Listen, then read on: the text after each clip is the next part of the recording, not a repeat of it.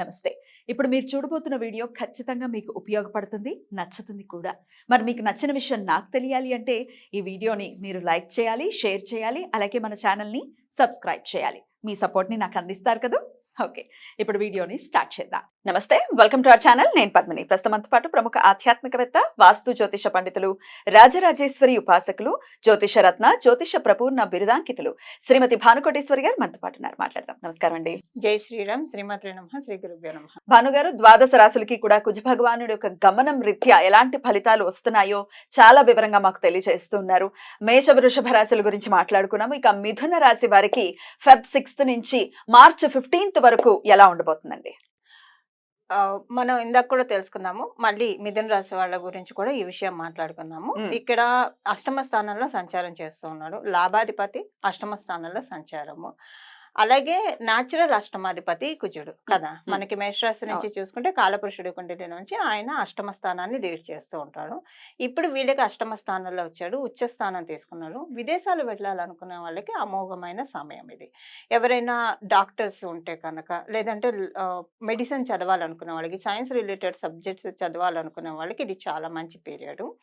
అందులో ఆ వృత్తిలో ఉన్న వాళ్ళకి, అంటే ల్యాబ్ టెక్నీషియన్స్గా ఉన్న, హాస్పిటల్స్ రన్ చేస్తున్న, హాస్పిటల్స్లో వర్క్ చేసేవాళ్ళు, అంటే ఒక డాక్టర్స్ అనే కాదు, ఆ సెగ్మెంట్స్లో కనెక్ట్ అయ్యి ఉన్న వాళ్ళు ఎవరైనా సరే మిథున రాశిలో ఉంటే ఇప్పుడు కుజుడు చాలా మంచి ఫలితాన్ని వాళ్ళందరికీ కూడా ఇస్తున్నారు. అంటే ఇక్కడ వీళ్ళకే అనే కాదు అందరికీ ఇస్తున్నారు. బట్ ప్రత్యేకించి వీళ్ళ గురించి ఒక గింట ఎందుకు ఎక్కువ మాట్లాడుకోవాల్సి వస్తుందంటే అష్టమ స్థానం ఎప్పుడైనా డాక్టర్స్ ని సూచిస్తుంది.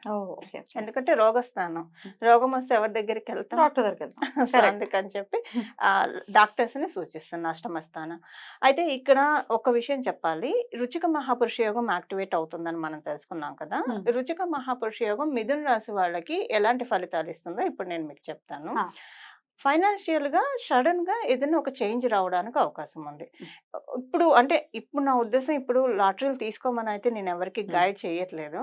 బట్ కొంతమంది తీసుకునే అలవాటు ఉంటుంది. ప్రత్యేకించి ఇప్పుడు తీసుకుంటే అది కలిసి రాదు. రెగ్యులర్ గా తీసుకునే వాళ్ళు కొంతమంది ఉంటారు, వాళ్ళకి లాటరీ తగిలే అవకాశం ఉంది. సో ఈ మిథున రాశి వాళ్ళకి, ఎందుకంటే లాభాధిపతి కూడా అయ్యాడు కాబట్టి సడన్ చేంజెస్ ఇస్తాడు. అయితే మనం ఇప్పుడు లాటరీల ద్వారా వచ్చిన ఇన్కమ్ కావచ్చు, ఆకస్మిక ధన లాభం కావచ్చు. ఇప్పుడు ఒక ల్యాండ్ సైట్ తీసుకుంటే అది బాగా పెరిగింది అనుకోండి. ఇప్పుడు మనం తీసుకుంది 1 లక్ష రూపాయలు కొనుక్కోండి ఎగ్జాంపుల్ కి, అది 10 లక్షలు అయింది అనుకోండి, చాలా లాభం వచ్చింది. సో అలా కూడా అయ్యే అవకాశం ఉంది. అయితే ఇవేవైనా పద్మిని, ఇవన్నీ మళ్ళీ తినేస్తే కరిగిపోయావి కదా. అలా కాకుండా వీళ్ళకి సిటీసీ గనక ఒక 5 ఇంతలు పెరిగింది అనుకోండి, 3 ఇంతలు పెరిగింది, ఇంకా అక్కడి నుంచి లాకిన్ అయిపోతుంది. నెక్స్ట్ ఇంకా వేరే చోటికి వెళ్ళినా సరే దానికంటే లేదా ఒకవేళ కాలవశాత్తు బాగోకపోతే లే ఆఫ్స్ అవి అవుతున్నా కనీసం ఆ సిటీసీ కన్నా ఇస్తారు, లేదా కొంచెం తగ్గించి ఇస్తారు. కానీ ఇప్పుడున్న దానికంటే 5 times పెరిగినప్పుడు ఒకవేళ ఇంకా పెరిగేదే ఉంటుంది. ఒకవేళ లేకపోతే తగ్గిన ఒక 10% తగ్గించి ఇస్తారు. అంతకంటే వాళ్ళు కూడా ఎంప్లాయర్ బార్గెన్ చేయరు, నెగోషియేట్ చేయరు కాబట్టి. సో వీళ్ళకి నికరమైన ఆదాయము పెరిగే అవకాశం కూడా మిథున రాశిలో పుట్టిన వాళ్ళకు ఉంది. వీళ్ళకి ఏదైనా అంటే మనం ఇప్పుడు ఈ విషయం నేను ఇప్పుడు చెప్పడానికి ముందుగా ఒక విషయాన్ని నేను ఇక్కడ ప్రస్తావించాలి. లాస్ట్ ఇయర్ కనుక మనం తీసుకుంటే, లాస్ట్ ఇయర్ ఉన్న గోచర గ్రహస్థితుల రీత్యా ఒక చిన్న సెన్సిటివ్ పాయింట్ లో మిథున రాశిలో పుట్టిన వాళ్ళకి ఏదైనా ఒక తెలియని చిన్న ఇష్యూలో ఇరుక్కునే అవకాశం ఉంది లాస్ట్ ఇయర్ దాని ప్రకారం. అంటే జన్మజాతకం బాగా ఉన్న వాళ్ళకి, దశ అంతర్దశలు బాగా ఉన్న వాళ్ళకి ఆ పాయింట్ అప్లికేబిలిటీ ఉండదు పద్మని. అలా లేని వాళ్ళకి ఈ సెన్సిటివ్ పాయింట్ అనేది ట్రిగర్ అవుతుంది. బట్ ఈ పాయింట్ నుంచి ఇప్పుడు కుజుడు మకర రాశిలో సంచారం చేస్తూ ఉండడం వల్ల చాలా తేలిగ్గా బయటపడేస్తారు.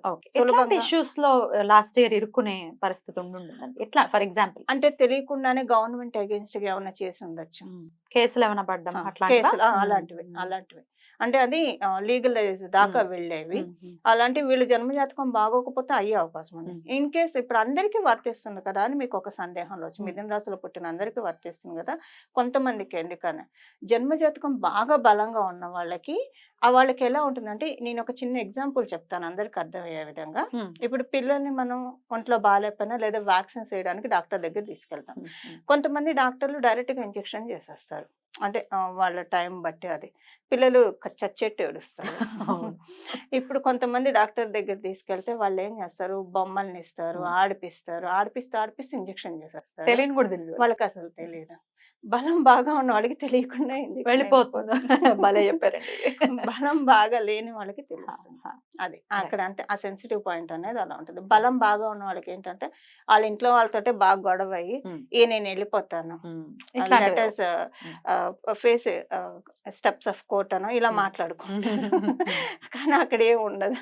మళ్ళీ సాయంత్రం అయ్యేప్పటికి ఇద్దరు నార్మల్ అయిపోతారు. సో అది ఏ రిలేషన్ అయినా కావచ్చు. రైట్. సో ఇలా ఉంటుంది. రైట్. అది లేని వాళ్ళకి, బలం లేని వాళ్ళకి కేసెస్, కోర్టు కేసు అంటే వీళ్ళకి పాపం వాళ్ళ తప్పు ఉందని మటుకు అస్సలు కాదు, తప్పు లేకుండానే లేకుండా దాని నుంచి బయటపడతారు. బయటపడతారు. Right. ఇప్పుడు కుజుడు చేసే పనే అది. Right.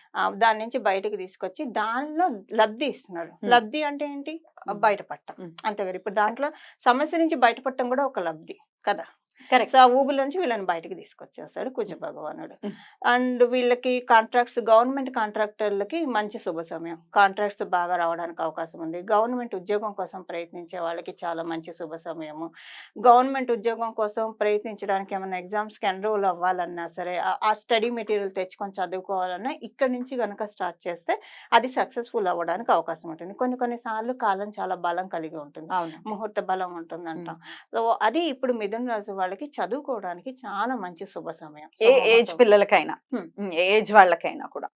ఇప్పుడు కొంతమంది ప్రైవేట్ ఉద్యోగాలు చేస్తేనే గవర్నమెంట్ ఉద్యోగాల కోసం ఎగ్జామ్స్ కి ప్రిపేర్ అవుతుంటారు. బ్యాంక్ ఎగ్జామ్స్ కావచ్చు, రైల్వే కావచ్చు, ఏదైనా సరే అలా చేయాలనుకున్న వాళ్ళకి ఇప్పుడు చాలా మంచి శుభ సమయం. కుజుడు ఆయన ఏం చేస్తారంటే, మన సరస్వతి అమ్మవారిలో నిశ్చేష్ట జాడ్యాపహ అంటాం కదా, మనలో ఉన్న జడత్వాన్ని తీసేస్తుంది అమ్మవారు. తీసేసి చురుకుదనాన్ని పెంచుతుంది అమ్మవారు. ఇప్పుడు ఆయన చేసే పని అదే మిథున రాశి వాళ్ళకి. సో అది, లేదా కొంతమంది మీడియా రంగంలో ఉంటారు, వాళ్ళకి ఈ నెల చాలా బాగా మంచి ప్రోగ్రెషన్ ఇస్తాడు, మంచి పేరు తెచ్చి పెడతాడు. కుజుడు ఎప్పుడైనా సరే ఆయన దృష్టి పెట్టిన రాసుల్లో బాగా ఎలివేట్ చేస్తాడు.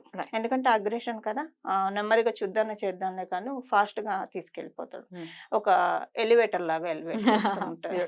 సో అది అయినప్పటికీ వీళ్ళు ఏదైనా పరిహారం చేసుకోవాలంటే ఏం చెప్తారండి ఈ 45 days కూడా? వీళ్ళకి బాగుంది కాబట్టి ఇష్టదేవత ఆరాధన సరిపోతుంది పద్మని. ఎందుకంటే ఎలా చూసుకున్నా మంచి బెనిఫిట్స్ ఉన్నాయి మిథున రాశిలో పుట్టిన వాళ్ళందరికీ. కాకపోతే మనం అనుకుంటూ ఉంటాము అసలు టైం బాగున్నప్పుడే ఇంకా జాగ్రత్తగా ఉండాలి, ఇంకా భగవంతుని ఎక్కువగా పట్టుకోవాలి. ఎందుకంటే టైం బాగోలేని స్థితికి మనం వెళ్లకుండా భగవంతుడు మనల్ని కాపాడతాడు. అందువల్ల బాగున్నప్పుడు ఏం చేస్తామంటే కొంచెం రిలాక్స్ అవుతాం, పీస్ఫుల్ గా, ఇంకా ప్రశాంతంగా పూజ చేసుకోవడానికి. రివర్స్ లో చేస్తుంటాం కానీ పూజలు ఎప్పుడు బాగా కష్టాలు వచ్చినప్పుడు పూజ చేస్తాం. బాగున్నప్పుడు ప్లెజర్ ట్రిప్స్ కి వెళ్ళడం, లేదా చుట్టాలతో గెట్ టుగెదర్, ఇలాగా తెలియకుండా. అంటే అవన్నీ తప్పని నేను చెప్పట్లేదు, బట్ ప్రొడక్టివ్ టైం ప్రొడక్టివ్ గా యూటిలైజ్ చేసుకోవడం అనేది ఇంపార్టెంట్. అది ఎప్పుడు భగవంతుడితో అనుసంధానం అయితేనే మనం ప్రొడక్టివ్ గా యూజ్ చేస్తున్నట్టు అవుతుంది. బ్యూటిఫుల్ అండి. ఆన్ దిస్ నోట్, ఇప్పుడు భూపుత్రుడు కాబట్టి కుజ భగవానుడు భూమిని రెస్పెక్ట్ చేయటము, లేకపోతే ప్రతినిత్యం నమస్కారం అట్లీస్ట్ చేయటం అనేది చేస్తే కుజుడు సంతోషిస్తాడా? తప్పకుండానండి. మనం అందుకే పొద్దున్నే లేవంగానే మనం దండం పెట్టుకుంటాం కదా, సముద్ర వసని దేవి పర్వత స్థాన మండలి అని చెప్పేసి మనం దండం పెట్టుకుంటాం కదా, చాలా మంచిది. అందుకే మనం దేవి భాగవతంలో కూడా చూసుకుంటే భూమాత అంబువాచి దినాలని ఉంటాయి. ఆ దినాల్లో భూమిని డిక్ చేయకూడదు. ఇప్పుడు డిక్ చేయడం అంటే బోర్వెల్స్ వేసే వాళ్ళకి ఈ పాయింట్ బాగా చూసుకోవాలి.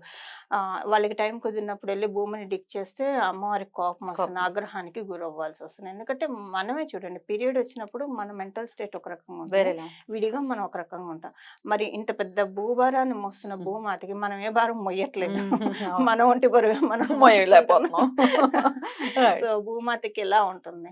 అందువల్ల అంబువాచి దినాలని అంటారు. ఆ రోజుల్లో అసలు ఆ రోజుల్లో మనం ప్లాంట్ కూడా యాక్చువల్ గా మొక్కలు నాటితే మంచిది కదా జనరల్ గా.